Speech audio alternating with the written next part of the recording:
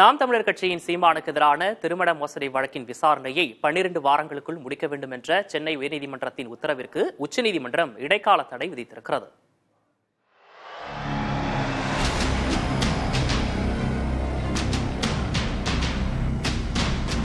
என் மேல இருக்கிற இந்த நற்பெயரை சிதைக்கணும்னு இந்த அரசு செய்துன்னு உலகத்தில் இருக்க எல்லாருக்கும். நடிகை தன் மீது தெரிவித்திருந்த திருமண மோசடி வழக்கை முடித்து வைக்க கோரி சென்னை உயர்நீதிமன்றத்தில் நாம் தமிழர் தலைமை ஒருங்கிணைப்பாளர் சீமான் வழக்கு தொடர்ந்திருந்தார்.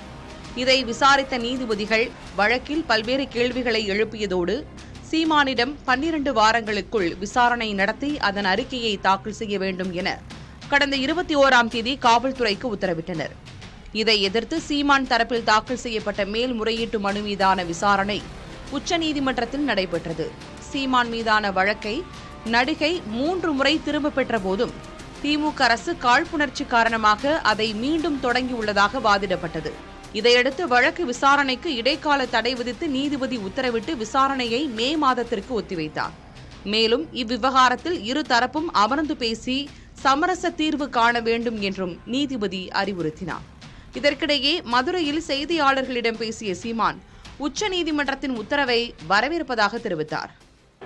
அது நீங்கள் எப்படி பார்த்தாலும் இந்த வழக்கை விசாரித்தா அது முழுக்க போய் இது அவதூறு தான் ஒன்று முடியும்.